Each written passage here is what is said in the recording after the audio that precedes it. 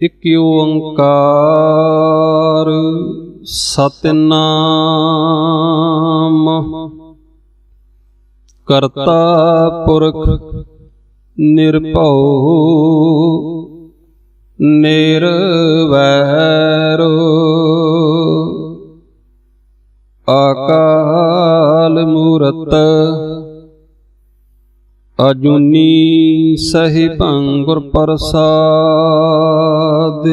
जापू आदि सच जुगादि सच है भी सच नानक होसी भी सच।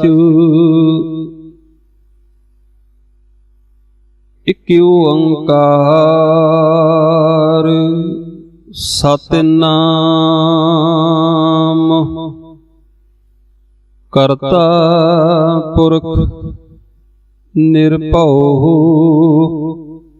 निर्वैरो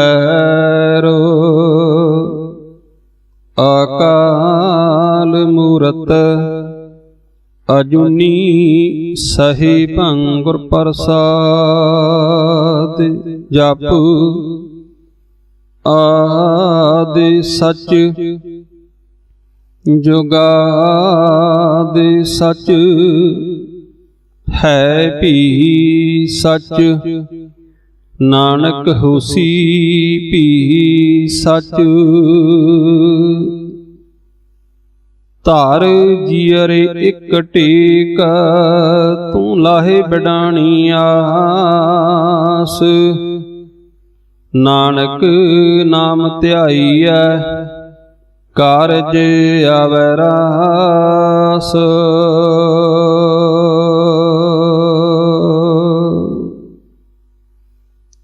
परम सन्मानयोग शब्द अवतार गरीब नवाज पतत पावन भगत वशल करना निधान अमृत बाणी दे दाते जगह जुग अटल चवर छतर तख्त दे मालक परम पिता परमेश्वर अकाल पुरख वाहिगुरु जी दी जगदी निरंतर निरंजनी जोत साहिब सतगुरु गुरु ग्रंथ साहिब पातशाह महाराज जी दे पावन पवित्र चरण कमलों दा ओट आसरा हासिल कर रहे गुरमुख प्यारे सत संगी जनों वाहिगुरु जी ने कृपा कीती अपने अमृतमयी बचनां दी विचार सांझी करन दा सुभाग प्राप्त होया। दातार रहमत करन इस समय दे नाल नाल आपां सबना नूं सुरत दी एकाग्रता दी दात बख्श के नवाज लैन ताकि आप जी दे अमृतमयी बचनां दी विचार ते पावन पवित्र जीवन वरतांत संबंधित विचारां सौखे ढंग दे नाल साडी समझ विच पै सकन। विचारां दी आरंभता तो पहला फतेह दी सांझ करिए। उचारण करो वाहिगुरु जी का खालसा वाहिगुरु जी की फतेह। गुरमुखो पिछले दीवानां दे विच आपां गुरु कलगीधर पातशाह महाराज जी वल्लों इस धरती दे उत्ते गुरु नानक देव पातशाह महाराज जी दे चलाए हुए निर्मल पंथ नूं प्रगट रूप देण दा कौतक मेरी कहण तो मुराद कि खालसे दी उत्पत्ति गुरु कलगीधर पातशाह महाराज जी ने आप अपने पवित्र कर कमलों दे नाल आनंदपुर साहिब दी पावन धरती केसगढ़ साहिब दे अंदर आप जी ने कीती और उस महान कौतक नूं जिन्हों आपां खालसे दा जन्म दिहाड़ा जां विसाखी दा दिन करके भी याद करदे हां। ये विचारा आपां पिछले दिनां दे अंदर सरवण कीतियां और उसे ही महान पुरब दे नाल संबंधित उसे महान दिवस दे नाल संबंधित कुछ होर विचार अगे करन दा मन कर रहा है कि जिस खालसे पंथ की उत्पत्ति धन गुरु कलगीधर पातशाह महाराज जी ने कीती ਕਿ ਇਹ ਖਾਲਸਾ ਪੰਥ ਗੁਰੂ ਨਾਨਕ ਦੇਵ ਪਾਤਸ਼ਾਹ ਮਹਾਰਾਜ ਜੀ ਦੇ ਚਲਾਏ ਪੰਥ ਦੇ ਨਾਲੋਂ ਨਿਆਰਾ ਤੇ ਕੋਈ ਵੱਖਰਾ ਸੀ, ਕਿ ਜਾਂ ਇੱਕ ਹੀ ਗੱਲ ਹੈ, ਜਿਸ ਪੰਥ ਦੀ ਆਰੰਭਤਾ ਗੁਰੂ ਨਾਨਕ ਦੇਵ ਜੀ ਨੇ ਕੀਤੀ ਉਸੇ ਪੰਥ ਨੂੰ ਸਿਰੇ ਤੱਕ ਪਹੁੰਚਾਇਆ ਗੁਰੂ ਕਲਗੀਧਰ ਪਾਤਸ਼ਾਹ ਮਹਾਰਾਜ ਜੀ ਨੇ, ਕਿਉਂਕਿ ਜੋਤ ਤੇ ਗੁਰੂ ਨਾਨਕ ਦੇਵ ਪਾਤਸ਼ਾਹ ਜੀ ਦੇ ਅੰਮ੍ਰਿਤ ਸਰੀਰ ਦੇ ਅੰਦਰ ਵੀ ਉਹੀ ਸੀ ਜਿਹੜੀ 10ਵੇਂ ਪਾਤਸ਼ਾਹ ਦੇ ਪਵਿੱਤਰ ਸਰੀਰ ਦੇ ਅੰਦਰ ਸੀ। ਤੇ ਫਿਰ ਪੰਥ ਵੱਖਰਾ ਕਿਵੇਂ ਹੋ ਸਕਦਾ ਜਦ ਜੋਤ ਇੱਕ ਹੈ। ਮੈਂ ਉਹਨਾਂ ਦੀਵਾਨਾਂ ਦੇ ਵਿੱਚ ਵੀ ਆਪ ਜੀ ਨਾਲ ਬੇਨਤੀ ਸਾਂਝੀ ਕੀਤੀ ਸੀ ਕਿ ਗੁਰੂ ਨਾਨਕ ਦੇਵ ਪਾਤਸ਼ਾਹ ਮਹਾਰਾਜ ਜੀ ਦੇ ਪ੍ਰਕਾਸ਼ ਪੁਰਬ ਤੇ ਵੇਖਿਆ ਜਾਵੇ ਸੰਗਤਾਂ ਦੀ ਇਕੱਤਰਤਾ ਜ਼ਿਆਦਾ।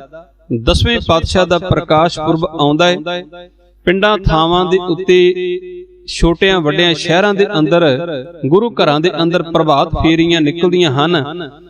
ਜਿੰਨੀਆਂ ਸੰਗਤਾਂ ਗੁਰੂ ਨਾਨਕ ਦੇਵ ਪਾਤਸ਼ਾਹ ਮਹਾਰਾਜ ਜੀ ਦੇ ਪਾਵਨ ਪ੍ਰਕਾਸ਼ ਦਿਹਾੜੇ ਦੇ ਨਾਲ ਸੰਬੰਧਿਤ ਪ੍ਰਭਾਤ ਫੇਰੀਆਂ ਦੇ ਪਿੱਛੇ ਹੁੰਦੀਆਂ ਨੇ, ਇੰਨੀਆਂ ਸੰਗਤਾਂ 10ਵੇਂ ਪਾਤਸ਼ਾਹ ਦੇ ਪ੍ਰਕਾਸ਼ ਪੁਰਬ ਦੇ ਪ੍ਰਭਾਤ ਫੇਰੀਆਂ ਦੇ ਪਿੱਛੇ ਨਹੀਂ ਹੁੰਦੀਆਂ। ਜਿੰਨੀ ਰੌਣਕ ਗੁਰੂ ਨਾਨਕ ਦੇਵ ਪਾਤਸ਼ਾਹ ਮਹਾਰਾਜ ਦੇ ਪ੍ਰਕਾਸ਼ ਪੁਰਬ ਤੇ ਹੁੰਦੀ ਹੈ, ਇੰਨੀ 10ਵੇਂ ਪਾਤਸ਼ਾਹ ਦੇ ਪ੍ਰਕਾਸ਼ ਪੁਰਬ ਤੇ ਨਹੀਂ।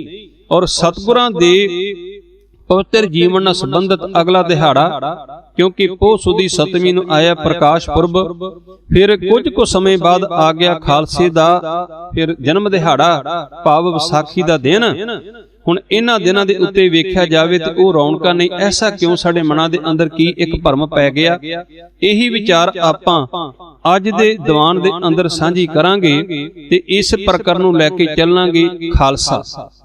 ਕਿਉਂ ਜੋ ਪੰਥ ਆਪ ਜੀ ਨੇ ਸੰਸਾਰ ਦੇ ਅੰਦਰ ਪ੍ਰਚੰਡ ਕੀਤਾ, ਜਿਹਨੂੰ ਗੁਰੂ ਨਾਨਕ ਦੇਵ ਪਾਤਸ਼ਾਹ ਮਹਾਰਾਜ ਜੀ ਨੇ ਪ੍ਰਗਟ ਕੀਤਾ ਸੀ, ਮੈਂ ਬੇਨਤੀ ਆਪ ਜੀ ਨਾਲ ਸਾਂਝੀ ਕਰ ਰਿਹਾ ਕਿ ਉਸ ਪੰਥ ਨੂੰ ਭਾਈ ਸਾਹਿਬ ਭਾਈ ਗੁਰਦਾਸ ਜੀ ਨੇ ਨਾਮ ਦਿੱਤਾ ਨਿਰਮਲ ਪੰਥ। ਤੇ ਆਪ ਜੀ ਨੇ ਸ਼ਬਦ ਸਾਂਝੇ ਕੀਤੇ, ਮਾਰਿਆ ਛਿੱਕਾ ਜਗਤ ਵਿੱਚ ਨਾਨਕ ਨਿਰਮਲ ਪੰਥ ਚਲਾਇਆ। ਗੁਰੂ ਨਾਨਕ ਦੇਵ ਪਾਤਸ਼ਾਹ ਮਹਾਰਾਜ ਜੀ ਨੇ ਇਸ ਧਰਤੀ ਉੱਤੇ ਨਿਰਮਲ ਪੰਥ ਦੀ ਆਰੰਭਤਾ ਕੀਤੀ ਔਰ ਉਸ ਨਿਰਮਲ ਪੰਥ ਨੂੰ ਆਪ ਜੀ ਨੇ ਆਰੰਭ ਕਰਕੇ ਐਸਾ ਸਿਰੇ ਤੱਕ ਪਹੁੰਚਾਉਣਾ ਕੀਤਾ ਕਿ ਕੇਵਲ ਇੱਕ ਨਾਮ ਦੇ ਸਹਾਰੇ ਦੇ ਨਾਲ ਵਾਹਿਗੁਰੂ ਮੰਤਰ ਸੰਸਾਰ ਦੀ ਝੋਲੀ ਅੰਦਰ ਪਾਇਆ। ਉਸ ਪ੍ਰਭੂ ਪਰਮਾਤਮਾ ਦੇ ਪਵਿੱਤਰ ਸਤ ਨਾਮ ਦਾ ਆਵਾਜ਼ਾ ਦੇ ਕੇ ਆਪ ਜੀ ਨੇ 1 2 4 ਸ਼ਹਿਰ ਨਹੀਂ, ਜੋ 2 4 10 20 ਸ਼ਹਿਰਾਂ ਦੀ ਗੱਲ ਨਹੀਂ, ਆਪ ਜੀ ਨੇ ਤਾਂ ਇੱਥੋਂ ਤੱਕ ਭਾਈ ਸਾਹਿਬ ਭਾਈ ਗੁਰਦਾਸ ਜੀ ਨੇ ਬਚਨ ਸਾਂਝੇ ਕਰ ਦਿੱਤੇ ਕਿ ਗੁਰੂ ਨਾਨਕ ਦੇਵ ਪਾਤਸ਼ਾਹ ਮਹਾਰਾਜ ਜੀ ਨੇ ਜਿੱਤੀ 9 ਖੰਡ ਪ੍ਰਿਥਵੀ ਸਤ ਨਾਮ ਦਾ ਚੱਕਰ ਫਰਾਇਆ। ਗੁਰੂ ਨਾਨਕ ਦੇਵ ਪਾਤਸ਼ਾਹ ਮਹਾਰਾਜ ਜੀ ਨੇ ਸਤ ਨਾਮ ਦਾ ਚੱਕਰ ਫਰਾ ਕੇ 9 ਖੰਡ ਪ੍ਰਿਥਵੀ ਭਾਵ ਕਿ ਇਹ ਬ੍ਰਹਿਮੰਡ ਦੇ ਅੰਦਰ 9 ਖੰਡ ਪ੍ਰਾਤਨ ਸਮੇਂ ਤੋਂ ਚੱਲੇ ਆਉਂਦੇ ਹਨ, ਜਿਹਦੇ ਅੰਦਰ ਇੱਕ ਆਪਣਾ ਭਾਰਤ ਖੰਡ ਆਉਂਦਾ ਹੈ। ਅਲੱਗ-ਅਲੱਗ ਖੰਡਾਂ ਦੀ ਗਿਣਤੀ ਕੀਤੀ ਜਾਂਦੀ ਹੈ ਤੇ ਭਾਈ ਸਾਹਿਬ ਭਾਈ ਗੁਰਦਾਸ ਜੀ ਕਹਿੰਦੇ 9 ਖੰਡ ਪਾ ਪੂਰੀ ਪ੍ਰਿਥਵੀ। ਗੁਰੂ ਨਾਨਕ ਦੇਵ ਪਾਤਸ਼ਾਹ ਮਹਾਰਾਜ ਜੀ ਨੇ ਭਾਵੇਂ ਅੱਜ ਦੇ ਵਿਦਵਾਨ ਜਿੰਨਾ ਮਰਜ਼ੀ ਅੰਦਾਜ਼ਾ ਲਾਉਂਦੇ ਰਹਿਣ ਕਿ ਗੁਰੂ ਨਾਨਕ ਦੇਵ ਪਾਤਸ਼ਾਹ ਮਹਾਰਾਜ ਨੇ ਇੰਨੇ 1000 ਕਿਲੋਮੀਟਰ ਸਫ਼ਰ ਕੀਤਾ, ਗੁਰਮੁਖ ਪਿਆਰੇ ਕੋਈ ਅੰਦਾਜ਼ਾ ਨਹੀਂ ਲਾ ਸਕਦਾ, ਕਿਉਂਕਿ ਉਹ ਤੇ ਆਪ ਪਾਰ ਬ੍ਰਹਮ ਪਰਮੇਸ਼ਰ ਨੇ, ਜਿਨ੍ਹਾਂ ਨੂੰ ਉਹਨਾਂ ਦੇ ਪਿਆਰ ਵਾਲਿਆਂ ਨੇ ਹੀ ਬਚਨ ਸਾਂਝੇ ਕੀਤੇ। ਆਪ ਨਰੈਣ ਕਲਾ ਧਰ ਜਗ ਮੈਂ ਪਰਵਰਿਓ, ਨਿਰੰਕਾਰ ਆਕਾਰ ਜੋਤ ਜਗ ਮੰਡਲ ਕਰਿਓ, ਜੈ ਤੇ ਕਹਿ ਭਰਪੂਰ ਸਭ ਦੀਪਕ ਦੀ ਪਾਇਓ, ਜੈ ਸਿੱਖੇ ਸੰਗ੍ਰਹਿਓ ਤਤ ਹਰ ਚਰਨ ਮਲਾਇਓ। ਉਸ ਅਕਾਲ ਪੁਰਖ ਵਾਹਿਗੁਰੂ ਜੀ ਦੀ ਅੰਮ੍ਰਿਤਮਈ ਜੋਤ ਗੁਰੂ ਨਾਨਕ ਦੇਵ ਪਾਤਸ਼ਾਹ ਮਹਾਰਾਜ ਜੀ ਨੂੰ ਕੌਣ ਨੋਟ ਕਰ ਸਕਦਾ ਹੈ ਕਿ ਉਹਨਾਂ ਨੇ ਕਿੰਨਾ ਕੁ ਸਫ਼ਰ ਕੀਤਾ, ਕਿੱਥੇ ਕੀਤਾ। ਮੈਂ ਇੱਕ ਛੋਟੀ ਜਿਹੀ ਉਦਾਹਰਣ ਦੇ ਕੇ ਫਿਰ ਇਸ ਪਾਸੇ ਆਵਾਂ ਆਪਣੇ ਪ੍ਰਕਰਨ ਵਾਲੇ ਪਾਸੇ, ਜਿਹਦਾ ਨਾਮ ਹੈ ਖਾਲਸਾ। ਮੈਂ ਅੱਜ ਇਸ ਦੀਵਾਨ ਦੇ ਅੰਦਰ ਇਹੀ ਵਿਚਾਰਾਂ ਸਾਂਝੀਆਂ ਕਰਨੀਆਂ ਨੇ ਕਿ ਸਿੱਖ ਸ਼ਬਦ ਖਾਲਸਾ, ਸਿੱਖ ਦੇ ਨਾਲ ਸੇਵਕ ਜਾਂ ਸਿੱਖ ਨੂੰ ਆਪਾਂ ਗੁਰਸਿੱਖ ਸ਼ਬਦ ਵੀ ਕਹਿੰਦੇ ਹਾਂ। ਸਿੱਖ, ਗੁਰਸਿੱਖ, ਸੇਵਕ ਤੇ ਖਾਲਸਾ, ਕਿ ਇਹਨਾਂ ਸ਼ਬਦਾਂ ਦੇ ਅੰਦਰ ਕੋਈ ਅੰਤਰ ਹੈ ਕਿ ਜਾਂ ਕੇਵਲ ਸਾਡੇ ਮਨਾਂ ਦੇ ਅੰਦਰ ਹੀ ਭਰਮ ਪਿਆ ਹੋਇਆ ਹੈ ਕਿ ਅਸੀਂ ਭਰਮ ਦੇ ਮਾਰੇ ਗੁਰੂ ਕਲਗੀਧਰ ਪਾਤਸ਼ਾਹ ਮਹਾਰਾਜ ਜੀ ਦੀ ਸਿੱਖੀ ਤੋਂ ਮੁਨਕਰ ਹੁੰਦੇ ਜਾਂਦੇ ਹਾਂ ਤੇ ਸਾਡਾ ਮਨ ਅਵੇਸਲਾ ਹੋ ਗਿਆ। ਅੱਜ ਆਪਾਂ ਇਹੀ ਵਿਚਾਰਾਂ ਕਰਨੀਆਂ ਮੈਂ ਬੇਨਤੀ ਆਪ ਜੀ ਨਾਲ ਸਾਂਝੀ ਕਰ ਰਿਹਾ ਸੀ। ਅੱਜ ਦੇ ਵਿਦਵਾਨ ਇਹ ਅੰਦਾਜ਼ਾ ਲਗਾਉਣਾ ਚਾਹੁੰਦੇ ਨੇ, ਦੱਸਣਾ ਚਾਹੁੰਦੇ ਨੇ ਸੰਸਾਰ ਨੂੰ ਆਪਣੀ ਮਤ ਬੁੱਧ ਦਾ ਸਦਕਾ ਕਿ ਗੁਰੂ ਨਾਨਕ ਦੇਵ ਪਾਤਸ਼ਾਹ ਮਹਾਰਾਜ ਜੀ ਨੇ ਇੰਨੇ 1000 ਕਿਲੋਮੀਟਰ ਸਫ਼ਰ ਖੜਾਵਾਂ ਪਾ ਕੇ ਕੀਤਾ। ਗੁਰਮੁਖੋ ਸ਼ੱਕ ਵਾਲੀ ਗੱਲ ਨਹੀਂ, ਸਤਿਗੁਰਾਂ ਖੜਾਵਾਂ ਚਰਨਾਂ ਦੇ ਅੰਦਰ ਧਾਰਨ ਕੀਤੀਆਂ, ਪਰ ਸਤਿਗੁਰੂ ਦੇ ਆਪ ਸ਼ਬਦ ਸਰੂਪ ਨੇ। ਉਹ ਸ਼ਬਦ ਦੀ ਸਵਾਰੀ ਦੇ ਨਾਲ, ਸ਼ਬਦ ਦੇ ਯੋਰ, ਸ਼ਬਦ ਦੇ ਬਲ ਦੇ ਨਾਲ ਜਿੱਥੇ ਚਾਹਣ ਉੱਥੇ ਜਾ ਸਕਦੇ ਨੇ। ਮੈਂ ਉਦਾਹਰਣ ਆਪ ਜੀ ਨੂੰ ਦੇਣ ਲੱਗਾ ਸੀ, ਦੇਸ਼ਾਂ ਦੀ ਗਿਣਤੀ ਤੇ ਆਪਾਂ ਕਰ ਲਵਾਂਗੇ। ਆਪਾਂ ਇੱਕ ਦੇਸ਼ ਦੇ ਸਟੇਟਾਂ ਦੇ ਅੰਦਰ ਕਿੱਥੇ ਕਿੱਥੇ ਗਏ ਉਹ ਵੀ ਹੋ ਸਕਦਾ ਖੋਜ ਕਰ ਲਈਏ, ਪਰ ਗੁਰਮੁਖੋ ਜਦੋਂ ਗੁਰੂ ਨਾਨਕ ਦੇਵ ਪਾਤਸ਼ਾਹ ਮਹਾਰਾਜ ਧਰੂ ਦੀ ਪੁਰੀ ਵਿੱਚ ਗਏ, ਜਦੋਂ ਸਤਿਗੁਰੂ ਜੀ ਪ੍ਰਹਲਾਦ ਦੀ ਪੁਰੀ ਵਿੱਚ ਗਏ, ਜਦੋਂ ਸਤਿਗੁਰੂ ਜੀ ਵੇਹੀ ਨਦੀ ਦੇ ਵਿੱਚ ਪ੍ਰਵੇਸ਼ ਕਰਕੇ 3 ਦਿਨ ਲਗਾਤਾਰ ਸੱਚਖੰਡ ਦੇ ਅੰਦਰ ਸਤਿਗੁਰੂ ਜੀ ਸਮਾਏ ਰਹੇ ਆਪਣੇ ਨਿੱਜ ਸਰੂਪ ਦੇ ਅੰਦਰ। ਗੁਰਮੁਖੋ ਵੇਹੀ ਨਦੀ ਦੀ ਉਸ ਢਾਬ ਤੋਂ ਲੈ ਕੇ, ਉਸ ਘਾਟ ਤੋਂ ਲੈ ਕੇ ਜਿਹਦੀ ਸੁਲਤਾਨਪੁਰ ਲੋਧੀ ਦੇ ਨੇੜੇ ਪੈਂਦੀ ਹੈ, ਉੱਥੋਂ ਲੈ ਕੇ ਸੱਚਖੰਡ ਸਾਹਿਬ ਦਾ ਕਿੰਨਾ ਕੁ ਵੱਡਾ ਸਫ਼ਰ ਆ, ਕਿੰਨੇ ਕਿਲੋਮੀਟਰ ਬਣਦਾ, ਕੋਈ ਅੱਜ ਦਾ ਵਿਦਵਾਨ ਦੱਸੇਗਾ? ਕੋਈ ਦੱਸੇਗਾ ਕਿ ਇਸ ਧਰਤੀ ਤੋਂ ਲੈ ਕੇ ਪ੍ਰਹਲਾਦ ਦੀ ਪੁਰੀ ਕਿੰਨੀ ਹੈ? ਕੋਈ ਇਹ ਦੱਸ ਸਕਦਾ ਹੈ ਕਿ ਧਰੂ ਦੀ ਪੁਰੀ ਕਿੰਨੀ ਹੈ? ਸਤਿਗੁਰੂ ਉਹਨਾਂ ਦੇ ਅੰਦਰ ਪਹੁੰਚੇ। ਧਰੂ ਜੀ ਦੇ ਕੋਲੋਂ ਗੁਰੂ ਨਾਨਕ ਦੇਵ ਪਾਤਸ਼ਾਹ ਮਹਾਰਾਜ ਨੇ ਸਾਰੀ ਗਾਥਾ ਸੁਣੀ।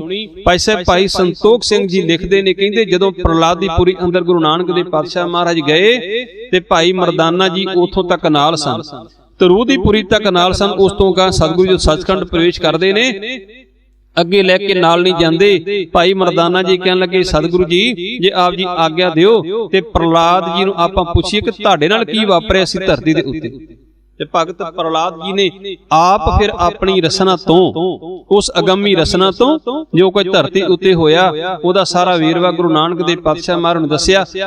ਭਾਈ ਸੰਤੋਖ ਸਿੰਘ ਜੀ ਚੂੜਾਮਣੀ ਨੇ ਬੜੇ ਵਿਸਤਾਰ ਦੇ ਨਾਲ ਇਸ ਇਤਿਹਾਸ ਦਾ ਜ਼ਿਕਰ ਕੀਤਾ। ਮੈਂ ਬੇਨਤੀ ਕਰ ਰਿਹਾ ਸੀ, ਉਸ ਅਕਾਲ ਪੁਰਖ ਵਾਹਿਗੁਰੂ ਪਰਮ ਪਿਤਾ ਪਰਮੇਸ਼ਰ ਦੇ ਅੰਮ੍ਰਿਤ ਸਰੀਰਾਂ ਦਾ ਧਰਤੀ ਉੱਤੇ ਆਉਣਾ, ਇਹ ਤੇ ਇੱਕ ਨਿਰਾਲੀ ਅਗੰਮੀ ਖੇਡ ਸੀ ਉਸ ਅਕਾਲ ਪੁਰਖ ਵਾਹਿਗੁਰੂ ਜੀ ਦੀ। ਉਹਨਾਂ ਦੇ ਨਿਰਾਲੇ ਚੋਜ ਨੇ, ਕਿਉਂਕਿ ਆਪ ਪਾਰ ਬ੍ਰਹਮ ਪਰਮੇਸ਼ਰ ਨੇ ਇਹ ਬਚਨ ਲੱਖਾਂ ਸਾਲ ਪਹਿਲੇ ਆਪਣੀ ਰਿਖੀਆਂ ਮੁਨੀਆਂ ਨੂੰ ਦੱਸ ਦਿੱਤੇ ਸਨ ਕਿ ਗੁਰਮੁਖੋ ਪਹਿਲਾਂ ਤੇ ਮੈਂ ਕੇਵਲ ਅਵਤਾਰਾਂ ਦੇ ਰਾਹੀਂ ਹੀ ਇਸ ਧਰਤੀ ਨੂੰ ਸੋਧਣ ਦੀ ਕੋਸ਼ਿਸ਼ ਕਰਨੀ, ਪਰ ਇਹ ਇੱਕ ਨਿਰਾਲਾ ਚੋਜ, ਕਿਉਂਕਿ ਇੱਥੇ ਕੋਈ ਸਵਾਲ ਖੜਾ ਕਰ ਸਕਦਾ ਹੈ ਸਰੋਤਾ ਸੱਜਣ ਵੀ ਕਿ ਕੀ ਅਵਤਾਰਾਂ ਦੇ ਨਾਲ ਧਰਤੀ ਨਾ ਸੋਧੀ ਗਈ? ਜੇਕਰ ਸੋਧੀ ਗਈ ਹੁੰਦੀ ਤੇ ਗੁਰੂ ਨਾਨਕ ਦੇਵ ਪਾਤਸ਼ਾਹ ਮਹਾਰਾਜ ਧਰਤੀ ਉੱਤੇ ਕਿਉਂ ਆਪਣਾ ਪਵਿੱਤਰ ਸਰੀਰ ਧਾਰਨ ਕਰਕੇ ਆਉਂਦੇ?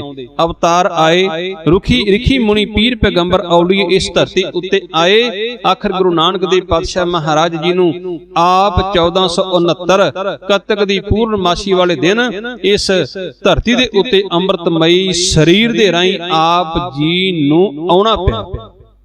ਕਿਉਂ?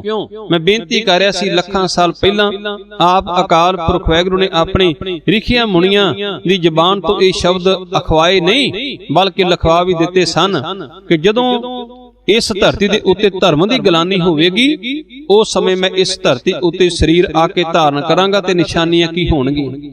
ਪੱਛਮ ਦੀ ਦਿਸ਼ਾ ਹੋਵੇਗੀ, ਪੰਜਾਬ ਦਾ ਏਰੀਆ ਹੋਵੇਗਾ, ਬੇਦੀ ਕੁੱਲ ਦੇ ਅੰਦਰ ਇੱਕ ਅਗੰਮੀ ਸਰੀਰ ਧਾਰਨ ਕਰਾਂਗਾ ਤੇ ਉਸ ਸਰੀਰ ਦਾ ਨਾਮ ਨਾਨਕ ਹੋਵੇਗਾ। ਤੇ ਮੁੱਢ ਤੋਂ ਭਾਵ ਜਨਮ ਤੋਂ ਉਹ ਅਕਾਲ ਪੁਰਖ ਵਾਹਿਗੁਰੂ ਨਾਲ ਇੱਕ ਮਿਕ ਬ੍ਰਹਮ ਗਿਆਨ ਦੇ ਨਾਲ ਸਰਸਾਰ ਹੋਣਗੇ। ਸੰਸਾਰ ਕੋ ਉਹਨਾਂ ਦਾ ਕੋਈ ਗੁਰੂ ਨਹੀਂ ਹੋਵੇਗਾ। ਇਹ ਬਚਨ ਵੇਦ ਵਿਆਸ ਜੀ ਨੇ ਭਵਿੱਖਤ ਪੁਰਾਣ ਦੇ ਅੰਦਰ ਅੰਕਿਤ ਕਰ ਦਿੱਤੇ ਲੱਖਾਂ ਸਾਲ ਪਹਿਲਾਂ। ਤੇ ਸੰਸਕ੍ਰਿਤ ਦੇ ਅੰਦਰ ਉਹਨਾਂ ਨੇ ਬਚਨ ਸਾਂਝਾ ਕੀਤਾ, ਇਹ ਵੰਗਵੈ ਧਰਮ ਪ੍ਰਚੁਰਿਯੰ ਭਵਿਖਤੀ ਜਦਾ ਕਲੋ ਤਦੈਵ ਲੋਕ ਰਖਿਆਰਥੰ ਮਿਲੇ ਸਾਨਾ ਨਾਸ ਹੇਤਬੇ ਪਸ਼ਮੇਤੇ ਸੁਭੰਗ ਦੇਸੇ ਬੇਦੀ ਪੰਚੇਸ ਨਾਨਕੋ ਨਾਮਨਾ ਭਵਰਾਜ ਰਿਖੀ ਬ੍ਰਹਮ ਨੈਕ। ਕੀ ਹੋਵੇਗਾ? ਕਹਿੰਦੇ ਭਵਰਾਜ ਰਿਖੀ ਬ੍ਰਹਮ ਨਿਆਇਕ ਮਾਨਸ, ਉਹ ਬ੍ਰਹਮ ਗਿਆਨ ਦੇ ਨਾਲ ਇਕਮਿਕ ਹੋਣਗੇ, ਬ੍ਰਹਮ ਗਿਆਨੀ ਹੋਣਗੇ ਤੇ ਮਾਨਸ ਸਰੀਰ ਹੋਵੇਗਾ। ਇਹ ਨਹੀਂ ਕਹਿ ਸਕਦਾ ਕਿ ਕੋਈ ਸਰੀਰ ਕੋਈ ਐਸਾ ਹੋਵੇ ਜਿਵੇਂ ਨਰਸਿੰਘ ਜੀ ਦਾ ਸੀ, ਜਿਵੇਂ ਬਰਾ ਅਵਤਾਰ ਦਾ ਸੀ, ਇਸ ਤਰ੍ਹਾਂ ਨਹੀਂ। ਮਾਨਸ ਦੇਹੀ ਹੋਵੇਗੀ ਤੇ ਬ੍ਰਹਮ ਗਿਆਨ ਨਾਇਕ ਹੋਵੇਗਾ। ਭਰਾ ਬ੍ਰਹਮ ਗਿਆਨ ਦੇ ਨਾਲ ਉਹ ਸਰਸਾਰ ਹੋਣਗੇ, ਇਸ ਧਰਤੀ ਉੱਤੇ ਆਉਣਗੇ। ਇਹ ਬਚਨ ਭਵਿੱਖਤ ਪੁਰਾਣ ਦੇ ਅੰਦਰ ਵੇਦ ਵਿਆਸ ਜੀ ਨੇ ਅੰਕਿਤ ਕਰ ਦਿੱਤੇ। ਮੈਂ ਆਪ ਜੀ ਨਾਲ ਬੇਨਤੀ ਸਾਂਝੀ ਕਰ ਰਿਹਾ ਸੀ, ਉਸ ਅਕਾਲ ਪੁਰਖ ਵਾਹਿਗੁਰੂ ਜੀ ਨੇ ਆਪਣੇ ਹੀ ਪਿਆਰਿਆਂ ਦੇ ਰਾਹੀਂ ਇਸ ਧਰਤੀ ਉੱਤੇ ਆਪਣੀ ਆਮਦ ਨੂੰ ਆਪ ਜੀ ਨੇ ਯਾਦ ਕਰ ਦਿੱਤਾ ਕਿ ਭਲਿਓ ਇਸ ਸਮੇਂ ਮੈਂ ਸੰਸਾਰ ਦੇ ਉੱਤੇ ਆਵਾਂਗਾ मेरा गुरु अकाल पुरख वैगुरु निर्गुण स्वरूप। ताइयों तां जदों कोई सवाल करदा है कि गुरु नानक देव पातशाह महाराज दे गुरु कौन सन, ਉਹ ਧੁਰ ਤੋਂ ਆਪ ਅਕਾਲ ਪੁਰਖ ਵੈਗੁਰੂ ਜੀ ਦੇ ਅੰਮ੍ਰਿਤਮਈ ਗਿਆਨ ਨਾਲ ਭਰਪੂਰ ਆਪ ਉਹਨਾਂ ਦੀ ਜੋਤ ਹੈ। ਕਿਉਂਕਿ ਬਹੁਤ ਸਾਰੇ ਪ੍ਰਮਾਣ ਗੁਰਬਾਣੀ ਦੇ ਅੰਦਰੋਂ ਆਪਾਂ ਨੂੰ ਪ੍ਰਾਪਤ ਹੁੰਦੇ ਹਨ ਕਿ ਗੁਰੂ ਨਾਨਕ ਦੇਵ ਪਾਤਸ਼ਾਹ ਮਹਾਰਾਜ ਉਹ ਆਪ ਪਾਰ ਬ੍ਰਹਮ ਪਰਮੇਸ਼ਰ ਦੀ ਅੰਮ੍ਰਿਤਮਈ ਜੋਤ ਨੇ। ਜਿਵੇਂ ਭੱਟ ਸਾਹਿਬਾਨ ਇਸ ਸ਼ਬਦ ਨੂੰ ਉਜਾਗਰ ਕਰਦੇ ਨੇ, ਕਹਿੰਦੇ ਜੋਤ ਰੂਪ ਹਰ ਆਪ ਗੁਰੂ ਨਾਨਕ ਕਹਾਇਓ। ਉਹ ਆਪ ਜੋਤ ਜਿਹੜੀ ਸੀ ਉਹਨੇ ਗੁਰੂ ਨਾਨਕ ਸਾਹਿਬ ਦਾ ਰੂਪ ਸੰਸਾਰ ਦੇ ਉੱਤੇ ਕਹਾਉਣਾ ਕੀਤਾ। ਕੋਈ ਜੋਤ ਕੋਈ ਵੱਖਰੀ ਨਹੀਂ ਸੀ, ਆਪ ਅਕਾਲ ਪੁਰਖ ਵੈਗੁਰੂ ਜੀ ਜੋਤ ਰੂਪ ਹਰ ਆਪ ਗੁਰੂ ਨਾਨਕ ਕਹਾਇਓ। ਤਾਤੇ ਅੰਗਦ ਭਇਓ ਤਸਿਓ ਤਤ ਮਲਾਇਓ। ਅੰਗਦ ਕਿਰਪਾ ਧਾਰ ਅਮਰ ਸਤਿਗੁਰ ਥਿਰ ਕੀਓ। ਅਮਰਦਾਸ ਅੰਮ੍ਰਿਤ ਸ਼ਤਗੁਰ ਰਾਮੇ ਦਿਓ। ਗੁਰੂ ਨਾਨਕ ਦੇ ਪਾਤਸ਼ਾਹ ਮਹਾਰਾਜ ਜੀ ਦੀ ਅੰਮ੍ਰਿਤਮਈ ਜੋਤ ਨੇ ਹੀ ਅੱਗੇ ਸਮੇਂ ਅਨੁਸਾਰ ਗੁਰੂ ਅੰਗਦ ਦੇ ਪਾਤਸ਼ਾਹ ਦਾ ਰੂਪ ਧਾਰਨ ਕੀਤਾ। ਫਿਰ ਗੁਰੂ ਅਮਰਦਾਸ ਤੇ ਗੁਰੂ ਰਾਮਦਾਸ ਪਾਤਸ਼ਾਹ ਮਹਾਰਾਜ ਸਮੇਂ ਅਨੁਸਾਰ 10 ਪਵਿੱਤਰ ਸਰੀਰਾਂ ਦੇ ਅੰਦਰ ਇਹ ਜੋਤ ਅੱਗੇ ਦੀ ਅੱਗੇ ਚੱਲਦੀ ਗਈ। ਪੈਸੇ ਭਾਈ ਬਲਵੰਡ ਰਾਏ ਤੇ ਭਾਈ ਸੱਤਾ ਜੀ ਨੇ ਵੀ ਇਹਨਾਂ ਭੇਦਾਂ ਨੂੰ ਜਦੋਂ ਖੋਲਿਆ ਉਹ ਕਹਿੰਦੇ ਨੇ ਆਪਣੀ ਅੰਮ੍ਰਿਤਮਈ ਰਸਨਾ ਤੋਂ, ਕਹਿੰਦੇ ਜੋਤ ਉਹਾਂ ਜੋਤ ਸਾਹਿ ਸਹਿ ਕਾਇਆ ਫੇਰ ਪਲਟੀ। ਬਸ ਕਾਇਆ ਹੀ ਤਬਦੀਲ ਹੋਈ, ਜੋਤ ਦੇ ਉਹੀ ਵਾਰ-ਵਾਰ ਨਿਰੰਤਰ ਇਸ ਧਰਤੀ ਦੇ ਉੱਤੇ ਆਉਂਦੀ ਰਹੀ, ਕੋਈ ਸਰੀਰ ਤਬਦੀਲ ਨਹੀਂ ਹੋਇਆ। ਮੈਂ ਕੁਝ ਕੁ ਬੇਨਤੀਆਂ ਆਪ ਜੀ ਨਾਲ ਸਾਂਝੀਆਂ ਕਰਕੇ ਉਸੇ ਪ੍ਰਕਰਨ ਦੇ ਉੱਤੇ ਸ਼ਬਦ ਦੇ ਉੱਤੇ ਆਵਾਂਗਾ ਖਾਲਸੇ ਤੇ। ਕਿਉਂਕਿ ਗੁਰੂ ਨਾਨਕ ਦੇਵ ਪਾਤਸ਼ਾਹ ਮਹਾਰਾਜ ਨੇ ਆਪਣੇ ਅਨੁਯਾਈਆਂ ਦਾ ਨਾਮ ਰੱਖਿਆ ਸਿੱਖ, ਤੇ ਸਿੱਖ ਦੀ ਆਪ ਜੀ ਨੇ ਪਰਿਭਾਸ਼ਾ ਕੀ ਦਿੱਤੀ। ਆਸਾ ਦੀ ਵਾਰ ਦੀ ਅੰਮ੍ਰਿਤਮਈ ਬਾਣੀ ਦੇ ਅੰਦਰ ਸਤਿਗੁਰ ਕਹਿੰਦੇ ਸਿੱਖੀ ਸਿੱਖਿਆ ਗੁਰ ਵਿਚਾਰ। ਇਹ ਸਿੱਖ ਕੌਣ ਆ? ਜਿਹਨੇ ਗੁਰੂ ਦੀ ਦਿੱਤੀ ਹੋਈ ਸਿੱਖਿਆ ਦੇ ਉੱਤੇ ਵਿਚਾਰ ਕੀਤੀ, ਵਿਸ਼ਵਾਸ ਕੀਤਾ ਕਿ ਮੇਰੇ ਸਤਿਗੁਰਾਂ ਨੇ ਜੋ ਕਿਹਾ ਉਹ 3 ਕਾਲ ਸੱਤ ਹੈ। ਜਦੋਂ ਸਤਿਗੁਰਾਂ ਨੇ ਜੋ ਕਿਹਾ ਉਹ 3 ਕਾਲ ਸੱਤ ਹੈ, ਤਾਂ ਫਿਰ ਅਸਤ ਕੀ ਹੋਇਆ? ਅਸਤ ਹੈ ਕੇਵਲ ਤਾਂ ਕੇਵਲ ਇਹ ਸੰਸਾਰ। ਇਹ ਸੰਸਾਰ 3 ਕਾਲ ਅਸਤ ਹੈ ਤੇ ਪਰਬ੍ਰਹਮ ਪਰਮੇਸ਼ਰ ਦਾ ਪਵਿੱਤਰ ਨਾਮ 3 ਕਾਲ ਸੱਤ ਹੈ। ਇਹੀ ਅੰਤਰ ਹੈ ਜਿਹੜੀ ਗੱਲ ਸਾਡੀ ਸਮਝ ਵਿੱਚ ਨਹੀਂ ਪੈਂਦੀ। ਉਹਨਾਂ ਨੇ ਆਪਣੇ ਅਨੁਯਾਈਆਂ ਦਾ ਨਾਮ ਰੱਖਿਆ ਸਿੱਖ, ਤੇ ਸਿੱਖ ਦੀ ਪਰਿਭਾਸ਼ਾ ਦਿੱਤੀ ਉਹ ਸਿੱਖ ਉਹ ਹੈ ਜਿਹੜਾ ਗੁਰੂ ਦੀ ਸਿੱਖਿਆ ਦੇ ਉੱਤੇ ਵਿਚਾਰ ਕਰਦਾ, ਤੇ ਸਿੱਖ ਦੇ ਸਰੀਰ ਦੀ ਕੋਈ ਉਮਰ ਨਹੀਂ ਨਾਪੀ ਤੋਲੀ ਜਾਂਦੀ। ਸਿੱਖ ਬਚਪਨ ਦੇ ਵਿੱਚ ਵੀ ਹੋ ਸਕਦਾ ਹੈ, ਸਿੱਖ ਕਿਸ਼ੋਰ ਅਵਸਥਾ ਵਿੱਚ ਵੀ ਹੋ ਸਕਦਾ ਹੈ, ਸਿੱਖ ਜਵਾਨੀ ਵਿੱਚ ਵੀ ਹੋ ਸਕਦਾ ਹੈ, ਸਿੱਖ ਪ੍ਰੌੜ ਅਵਸਥਾ ਵਿੱਚ ਵੀ ਹੋ ਸਕਦਾ ਹੈ, ਤੇ ਸਿੱਖ ਵਡੇਪੇ ਵਿੱਚ ਵੀ ਹੋ ਸਕਦਾ ਹੈ। ਕਿਉਂਕਿ ਜੇ ਵਡੇਪੇ ਵਿੱਚ ਸਰੀਰ ਪਹੁੰਚ ਗਿਆ ਤੇ ਇਹ ਨਹੀਂ ਕਿ ਹੁਣ ਉਹ ਸਿੱਖ ਨਹੀਂ ਬਣ ਸਕਦਾ। ਸਤਿਗੁਰੂ ਤਾਂ ਇਥੋਂ ਤੱਕ ਕਿਰਪਾ ਕਰਦੇ ਨੇ ਕਿ ਸਿੱਖਾ ਤੂੰ ਡੋਲ ਨਾ, ਅੱਜ ਹੋ ਕੁਛ ਬਿਗੜੋ ਨਹੀਂ ਜੋ ਪ੍ਰਭ ਗੁਣ ਗਾਵੇ। ਕਹੋ ਨਾਨਕ ਹਰ ਭਜਨ ਤੇ ਨਿਰਭੈ ਪਦ ਪਾਵੇ। ਤੂੰ ਕਿਉਂ ਡੋਲੀ ਜਾਣਾ? ਇਹ ਚ ਕਿਹੜੀ ਚਿੰਤਾ ਵਾਲੀ ਗੱਲ ਹੈ? ਤੂੰ ਡੋਲ ਮੱਤ ਕਿ ਤੇਰੀ ਉਮਰ ਵੱਡੀ ਹੋ ਗਈ ਹੈ। ਜੇ ਇੰਨੀ ਉਮਰ ਅਗਿਆਨਤਾ ਦੇ ਅੰਦਰ ਗੁਜ਼ਰ ਗਈ ਤੇ ਤੂੰ ਅਜੇ ਵੀ ਉਸ ਨਿਰੰਕਾਰ ਦੇ ਪਵਿੱਤਰ ਚਰਨਾਂ ਦੇ ਨਾਲ ਜੁੜ ਸਕਦਾ। ਗੁਰੂ ਨਾਨਕ ਦੇਵ ਪਾਤਸ਼ਾਹ ਮਹਾਰਾਜ ਨੇ ਜੇ ਆਪਣੇ ਅਨੁਯਾਈਆਂ ਦਾ ਨਾਮ ਸਿੱਖ ਰੱਖਿਆ ਤੇ ਸਿੱਖਾਂ ਦੀ ਪਰਿਭਾਸ਼ਾ ਵੀ ਨਾਲ ਦਿੱਤੀ। ਮੈਂ ਦੂਸਰਾ ਸ਼ਬਦ ਆਪ ਜੀ ਦਾ ਸਾਂਝਾ ਕਰਾਂ। ਸਤਿਗੁਰੂ ਕਹਿੰਦੇ ਗੁਰੂ ਨਾਨਕ ਦੇ ਦਰ ਦੇ ਉੱਤੇ ਬੇਅੰਤ ਦੁਨੀਆ ਸਿੱਖ ਸਰੂਪ ਦੇ ਵਿੱਚ ਆਉਂਦੀ ਹੈ, ਪਰ ਸੱਚ ਇਹ ਹੈ ਕਿ ਸਿੱਖ ਹੁੰਦਾ ਕੌਣ ਹੈ? ਜਿਹੜਾ ਗੁਰੂ ਦੇ ਅੰਮ੍ਰਿਤਮਈ ਬਚਨਾਂ ਨੂੰ ਸੱਤ ਕਰਕੇ ਪ੍ਰਵਾਨ ਕਰ ਲਵੇ। ਸੇਵਕ ਸਿੱਖ ਪੂਜਨ ਸਭ ਆਵੈ, ਸਭ ਗਾਵੈ ਹਰ ਹਰ ਉਤਮ ਬਾਣੀ।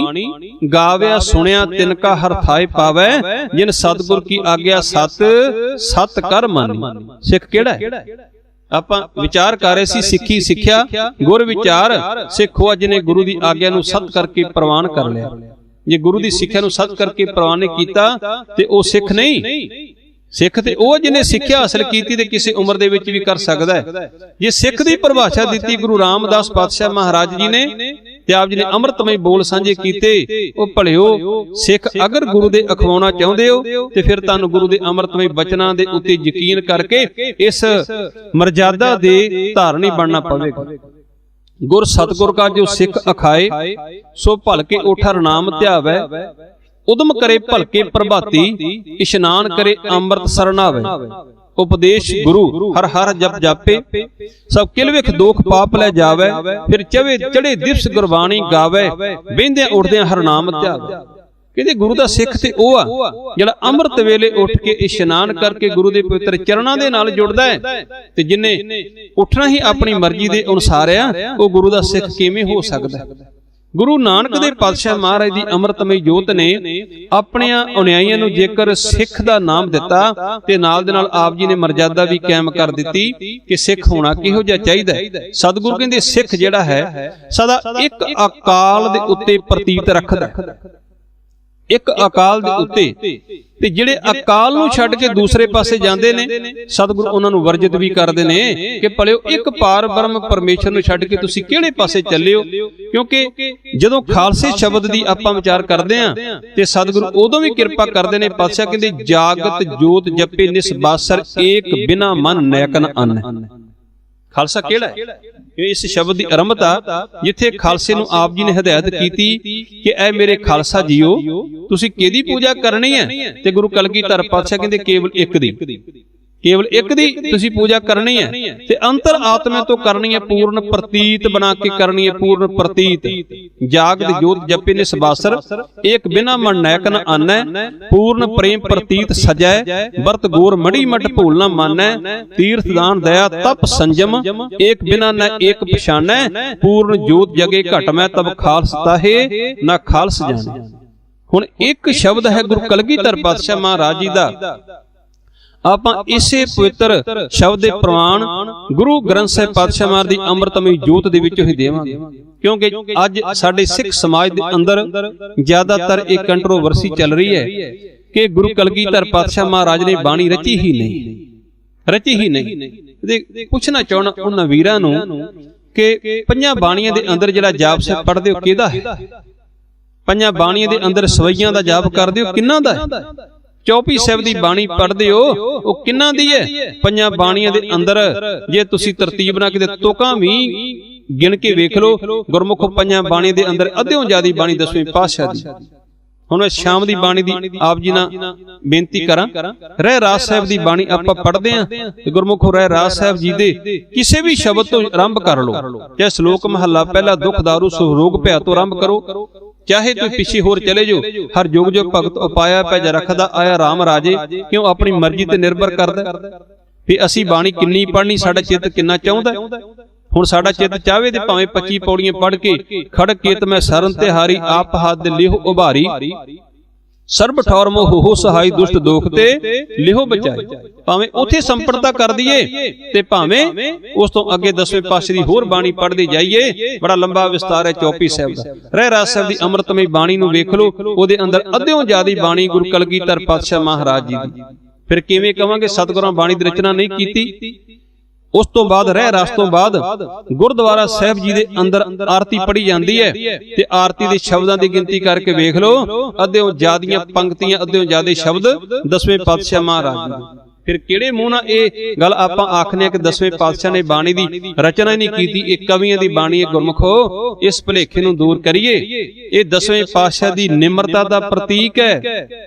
ਗੁਰੂ ਕਲਗੀਧਰ ਪਾਤਸ਼ਾਹ ਮਹਾਰਾਜ ਜੀ ਨੇ ਆਪਣੇ ਅੰਮ੍ਰਿਤਮਈ ਜੀਵਨ ਦੇ ਅੰਦਰ ਉਹ ਕੁਝ ਸੰਸਾਰ ਨੂੰ ਕਰਕੇ ਦਿਖਾ ਦਿੱਤਾ, ਉਹ ਕੁਝ ਕਰਕੇ ਦਿਖਾ ਦਿੱਤਾ। ਗੁਰਮੁਖੋ ਜਿਹਦਾ ਕਿਤੇ ਵੀ ਦੁਨੀਆ ਦੇ ਇਤਿਹਾਸ ਦੇ ਅੰਦਰ ਕੋਈ ਐਸਾ ਸਾਨੀ ਨਹੀਂ ਮਿਲਦਾ, ਕਿਤੇ ਇਤਿਹਾਸ ਦੇ ਅੰਦਰ ਕੋਈ ਜ਼ਿਕਰ ਨਹੀਂ ਮਿਲਦਾ। ਜੇ ਸਤਿਗੁਰੂ ਇੰਨਾ ਕੁਝ ਪੂਰੇ ਸੰਸਾਰ ਤੋਂ ਨਿਵੇਕਲਾ ਕਰ ਸਕਦੇ ਨੇ ਤਾਂ ਕੀ ਗੁਰੂ ਕਲਗੀਧਰ ਪਾਤਸ਼ਾਹ ਮਹਾਰਾਜ ਆਪਣੀ ਬਾਣੀ ਨੂੰ ਜੇਕਰ ਉਹਨਾਂ ਨੇ ਗੁਰੂ ਗ੍ਰੰਥ ਸਾਹਿਬ ਦੀ ਬਾਣੀ ਦੇ ਅੰਦਰ ਸਮਿਲਿਤ ਨਹੀਂ ਕੀਤਾ ਤਾਂ ਫਿਰ ਇਹਦੇ ਵਿੱਚ ਕਿਹੜੀ ਵੱਡੀ ਗੱਲ ਹੈ? ਕਿਉਂਕਿ ਸਤਿਗੁਰੂ ਤੇ ਹਰੇਕ ਸਰੀਰ ਦੇ ਅੰਦਰ ਨਿਮਰਤਾ ਧਾਰਨ ਕਰਕੇ ਹੀ ਰਹੇ।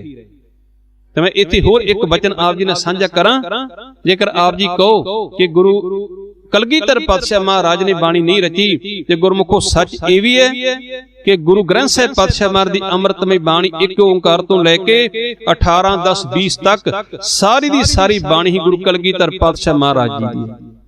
ਕੋਈ ਮੁੱਕਰ ਸਕਦਾ? ਜਦੋਂ ਕਲਗੀਆਂ ਵਾਲੇ ਪਾਤਸ਼ਾਹ ਨੇ ਸਰਬੰਸ ਕੁਰਬਾਨ ਕਰਕੇ ਦਮਦਮਾ ਸਾਹਿਬ ਦੀ ਪਾਵਨ ਧਰਤੀ ਤੇ, ਜਿਹਨੂੰ ਫਿਰ ਗੁਰੂ ਦੀ ਕਾਸ਼ੀ ਦਾ ਦਰਜਾ ਆਪ ਜੀ ਨੇ ਦਿੱਤਾ, ਉਸ ਸਥਾਨ ਤੇ ਚਲੋ ਅਲੱਗ-ਅਲੱਗ ਵਿਦਵਾਨਾਂ ਦੇ ਰਾਏ ਦੇ ਅਨੁਸਾਰ ਸਮਾਂ ਨਿਸ਼ਚਿਤ ਹੈ ਕਿੰਨਾ ਚਿਰ ਸਤਿਗੁਰੂ ਉੱਥੇ ਰਹੇ। ਜ਼ਿਆਦਾਤਰ ਵਿਦਵਾਨਾਂ ਨੇ 9 ਮਹੀਨੇ 9 ਦਿਨ 9 ਘੜੀਆਂ 9 ਪਲ ਇਹ ਸਮਾਂ ਲਿਖਿਆ ਹੈ।